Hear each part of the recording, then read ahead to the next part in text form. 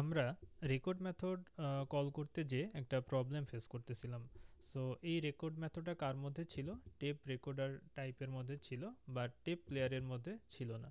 So যদি আমার এই টেপ রেকর্ডার টাইপ আসে, তাহলে it's okay, device dot record method ঠিকঠাকভাবে কল হবে। কিন্তু টেপ প্লেয়ার যদি আসে, এখানে তো আমার রেকর্ড মেথড নেই, তাই না? সো তাহলে কি হবে?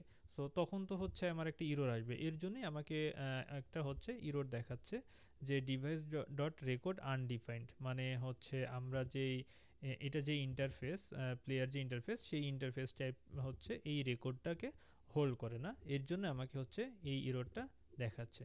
সো আমার এখানে যদি আমরা বলি এই যে টেপ প্লেয়ার এবং টেপ রেকর্ডার, এই দুইটা হচ্ছে আমার কাছে কনক্রিট টাইপ, তাই না?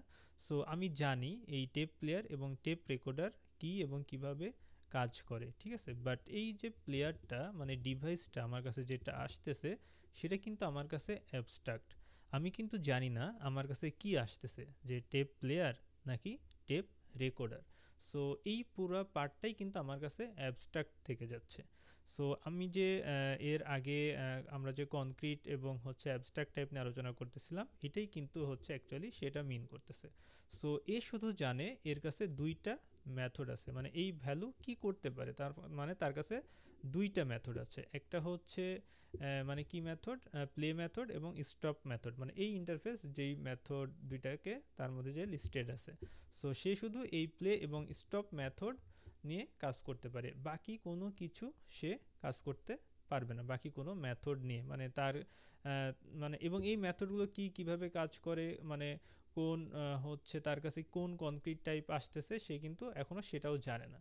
সো আমাকে সামহাও এটা ধরতে হবে যে আমার কাছে যে ডিভাইসটা আসতেছে সেটার অ্যাকচুয়ালি টাইপটা কোনটা, মানে সে কোন কনক্রিট টাইপকে সে মানে হচ্ছে মানে ইউজ করতেছে। সো আমি যদি সেটা জানতে পারি, তাহলে কিন্তু আমি এখান থেকে সামহাও এই মানে মেথডটাকে, রেকর্ড মেথডটাকে কল করতে পারবো। সো এই যে মানে আমাকে টাইপ যে আমি তার আইডেন্টিফাই করব, সেটাকেই মূলত বলা হচ্ছে টাইপ অ্যাসারশন। সো এইটাকে আমরা কিভাবে করতে পারি? সো আমি হচ্ছে আপাতত এটাকে মানে কেটে দিচ্ছি। সো আমাকে কি বের করতে হবে যে আমার যে এই যে মানে ডিভাইসটা, এটা টাইপটা কি। সো আমি ডিভাইস ডট, এবং এখানে বললাম যদি এটা টেপ রেকর্ডার হয়। সো দেখুন সে আমাকে হচ্ছে এখান থেকে কিছু একটা রিটার্ন করবে।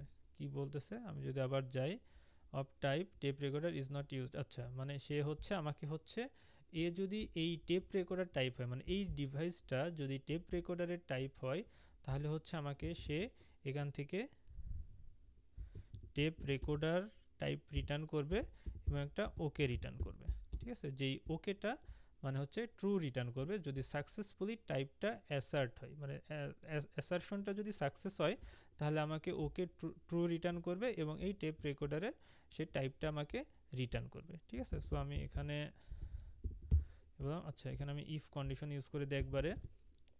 সো যদি এই ওকেটা যদি ঠিক হয়, আচ্ছা এই ওকেটা যদি ট্রু হয়, তার মানে আমি বুঝবো যে আমার কাছে এখন যেই ডিভাইসটা আছে সেটা হচ্ছে টেপ রেকর্ডারের টাইপ, ঠিক আছে? এবং আমি হচ্ছে এখানে হচ্ছে সেই টেপ রেকর্ডারের টাইপটা পাবো, ঠিক আছে? সো আমি এখন এখানে কি করব, রেকর্ডার ডট এই রেকর্ড মেথডটাকে কল করে দেব। যদি এটা হচ্ছে প্লেয়ারের হয়, তাহলে হচ্ছে ইলস, আমি এখানে প্রিন্ট করলাম নো রেকর্ড ফাংশনালিটি, ঠিক আছে? মানে আমার হচ্ছে এই টেপ প্লেয়ারের কোনো হচ্ছে সিওআর সরি কোনো আমার হচ্ছে এই টেপ প্লেয়ারের কোনো হচ্ছে রেকর্ড ফাংশনালিটি নাই। সো আমরা যদি এখন আমাদের প্রোগ্রামটাকে রান করি, গো রান মেন ডট গো, তাহলে দেখব সো টেপ প্লেয়ারের জন্য আমরা পাচ্ছিলাম কি নো রেকর্ড। আচ্ছা, আমরা হচ্ছে ফাইনালি এই রেকর্ড মেথডে মেবি ফর এর মধ্যে কল করা হয়েছে, সো আমরা এটা ফরের বাইরে করি, ঠিক আছে? তাহলে একবার কল হবে, সো আমি একবার রেকর্ড করব, ঠিক আছে? ফাইনালি সো আমরা যদি এখন আমাদের প্রোগ্রামটাকে রান করি তাহলে দেখতেছি যে প্রথমটা কি সং 1 2 3 আমার কিসের ছিল, হচ্ছে টেপ প্লেয়ারের ছিল, এবং এখানে বলতেছে যে নো রেকর্ড ফাংশনালিটি, এবং ফাইনালি যখন আমি পাচ্ছি মানে টেপ রেকর্ডের জন্য তখন কিন্তু রেকর্ডিং মেসেজটা পাচ্ছি। ঠিক আছে, সো এভাবেই আমরা টাইপ অ্যাসারশনের মাধ্যমে তার কনক্রিট টাইপটাকে খুঁজে আনতে পারি, এবং যদি আমার সেই কনক্রিট টাইপের কোনো হচ্ছে মেথডকে কল করা লাগে তাহলে আমরা হচ্ছে এইভাবে কল করতে পারি। সো আমার এই ক্ষেত্রে ইলস মেথডটা অ্যাকচুয়ালি দরকার নাই, সো মানে যেহেতু তার মেথডই নাই, সো আমি কিছুই করব না। সো আমি যদি এখন রান করি তাহলে আমার শুধু হচ্ছে রেকর্ডিং দেখাবে, সো এটার জন্য সে ইলস মানে কিছুই করবে না, শুধু স্টপটাকে কল করে দিবে।